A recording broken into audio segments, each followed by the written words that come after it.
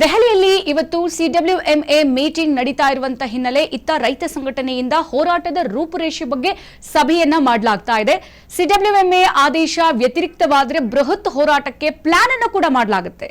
ಇದೇ ಕುರಿತಂತೆ ಅಪ್ಡೇಟ್ ಸಿಗ್ತಾ ಇದೆ. ಮಂಡ್ಯ ಶ್ರೀರಂಗಪಟ್ಟಣದಲ್ಲಿ ಪ್ರತ್ಯೇಕ ಸಭೆಯನ್ನ ರೈತರು ನಡೆಸಲಿದ್ದಾರೆ.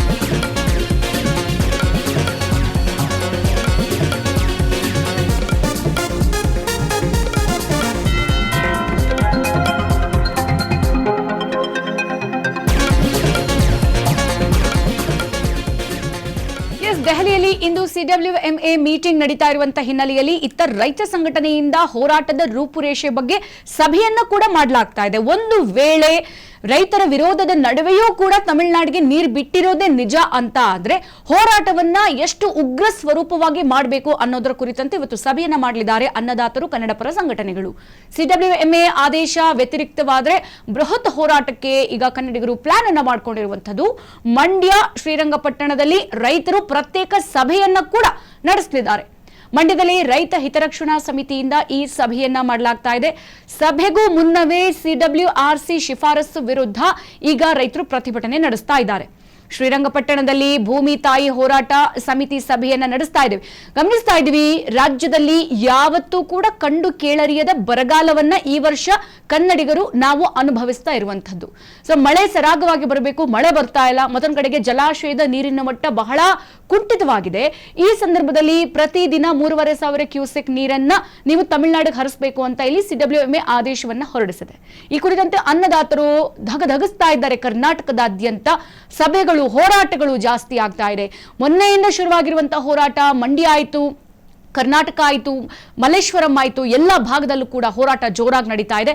ಹಾಗಾಗಿ ದೆಹಲಿಯಲ್ಲಿ ಈ ಸಿಡಬ್ಲ್ಯೂಎಂಎ ಈ ಕುರಿತಂತೆ ಮೀಟಿಂಗ್ ನಡೀತಾ ಇರುವಂತಹ ಹಿನ್ನೆಲೆಯಲ್ಲಿ ಇವತ್ತು ರೈತ ಸಂಘಟನೆಗಳು ಕೂಡ ಅವರ ಹೋರಾಟದ ರೂಪುರೇಷೆ ಬಗ್ಗೆ ಸಭೆ ಮಾಡ್ತಾ ಇದೆ.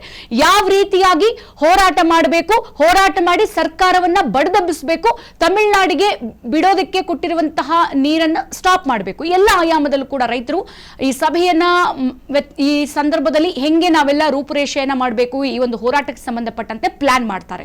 ಜೊತೆಗೆ ಸಿಡಬ್ಲ್ಯೂಎಂಎ ಆದೇಶ ಇವತ್ತು ಮೀಟಿಂಗ್ ನಡೀತಾ ಇದೆಯಲ್ಲ, ಅದೇನಾದ್ರೂ ವ್ಯತಿರಿಕ್ತವಾದ್ರೆ, ಒಂದು ವೇಳೆ ಈ ಅನ್ನದಾತರು ಕನ್ನಡಿಗರ ವಿರುದ್ಧವಾಗಿ ತಮಿಳುನಾಡಿಗೆ ನೀರು ಬಿಡಲೇಬೇಕು ಅಂತ ಏನಾದ್ರೂ ವ್ಯತಿರಿಕ್ತವಾದ್ರೆ ಬೃಹತ್ ಹೋರಾಟಕ್ಕೂ ಕೂಡ ಪ್ಲಾನ್ ಅನ್ನ ಮಾಡ್ಕೊಳ್ಳಲಾಗ್ತಾ ಇದೆ.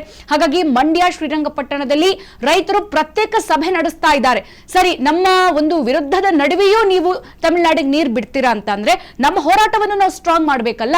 ಈಗ ಬಿಟ್ಟಂತಹ ಆದೇಶ ಒಂದ್ ಕಡೆ ತಮಿಳುನಾಡು, ಒಂದ್ ಕಡೆ ಕರ್ನಾಟಕ, ಎರಡೂ ಸರ್ಕಾರಕ್ಕೂ ಕೂಡ ಬಿಸಿ ಮುಟ್ಟಿಸಬೇಕು, ಆ ಲೆವೆಲ್ಗೆ ನಮ್ಮ ಹೋರಾಟ ಇರಬೇಕು ಅಂತ ಹೇಳಿ ಮೀಟಿಂಗ್ ಮಾಡ್ತಾ ಇದ್ದಾರೆ. ಹಾಗಾಗಿ ಮಂಡ್ಯದಲ್ಲಿ ಈಗ ರೈತ ಹಿತರಕ್ಷಣಾ ಸಮಿತಿಯಿಂದ ಸಭೆ ಕರೆಯಲಾಗಿದೆ. ಸಭೆಯಲ್ಲಿ ಎಲ್ಲಾ ರೈತರಾಗಿರ್ಬೋದು, ಕನ್ನಡಿಗರು ಎಸ್ಪೆಷಲಿ ಮತ್ತೆ ಕನ್ನಡ ಪರ ಸಂಘಟನೆಗಳು ಭಾಗಿಯಾಗಿರುವಂತದ್ದು. ಹಾಗಾಗಿ ಸಭೆಗೂ ಮುನ್ನ ಸಿಡಬ್ಲ್ಯೂಆರ್ಸಿ ಶಿಫಾರಸು ವಿರುದ್ಧ ಪ್ರತಿಭಟನೆ ಮಾಡ್ತಾ ಇದ್ದಾರೆ. ಈ ಸಭೆ ಸ್ಟಾರ್ಟ್ ಆಗೋದಕ್ಕಿಂತ ಮುಂಚಿತವಾಗಿ ಈಗ ಈ ಕಾವೇರಿ ನೀರು ಹರಿಸಬೇಕು ಎಂಬ ವಿಚಾರಕ್ಕೆ ಸಂಬಂಧಪಟ್ಟಂತೆ ಪ್ರೊಟೆಸ್ಟ್ ಅನ್ನ ಮಾಡಲಾಗ್ತಾ ಇದೆ. ಆ ಪ್ರೊಟೆಸ್ಟ್ ಜೊತೆಗೆ ನಮ್ಮ ಹೋರಾಟವನ್ನ ಹೆಂಗೆ ಉಗ್ರ ಸ್ವರೂಪಕ್ಕೆ ತೆಗೆದುಕೊಂಡು ಹೋಗಬೇಕು, ಹೆಚ್ಚಾಗಿ ನಮ್ಮ ಪ್ರೊಟೆಸ್ಟ್ ಅನ್ನ ಮಾಡಿ ಸರ್ಕಾರಕ್ಕೆ ಬಿಸಿ ಮುಟ್ಟಿಸಬೇಕು, ಆ ಲೆವೆಲ್ ಅಲ್ಲಿ ನಮ್ಮ ಹೋರಾಟ ಇರಬೇಕು ಎಂಬ ಸಭೆ ಕುರಿತಂತೆ ಈಗ ಮೀಟಿಂಗ್ ಕೂಡ ಆಗ್ತಾ ಇದೆ. ಶ್ರೀರಂಗಪಟ್ಟಣದಲ್ಲಿ ಭೂಮಿ ತಾಯಿ ಹೋರಾಟ ಸಮಿತಿ ಈ ಸಭೆಯನ್ನ ನಡೆಸ್ತಾ ಇದೆ. ಗಮನಿಸ್ತಾ ಇದ್ದೀವಿ, ಕರ್ನಾಟಕದಲ್ಲಿ ಹಿಂದೆಂದೂ ಕೇಳರಿಯದ ರೀತಿ ಬರಗಾಲವನ್ನ ಅನ್ನದಾತರು, ರೈತರು ಗಮನಿಸ್ತಾ ಇರುವಂತದ್ದು. ಇನ್ನೊಂದು ಸ್ವಲ್ಪ ದಿನ ಹೋದ್ರೆ ಬೆಂಗಳೂರಲ್ಲೂ ಕುಡಿಯೋದಕ್ಕೆ ನೀರೇ ಇಲ್ಲ. ಹಾಗಾದ್ರೆ ನೀರಿಗೆ ನಾವು ಏನನ್ನ ಅವಲಂಬಿಸಬೇಕು?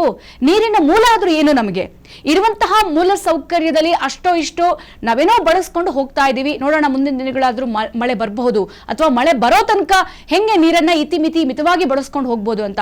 ಅದರ ಮಧ್ಯೆಯೇ ನೀವು 3,500 ದಿನ ಕ್ಯೂಸೆಕ್ ನೀರನ್ನ ತಮಿಳುನಾಡಿಗೆ ಹರಿಸಿ ಅಂತ ಅಂದ್ರೆ ಹೆಂಗೆ ಸಾಧ್ಯ? ಅನ್ನದಾತರು ಬೀದಿಗಿಳಿದು ಇಲ್ಲಿ ಅರಬೆತ್ತಲೆಯಾಗಿ ಪ್ರೊಟೆಸ್ಟ್ ಅನ್ನ ಮಾಡ್ತಾ ಇದ್ದಾರೆ.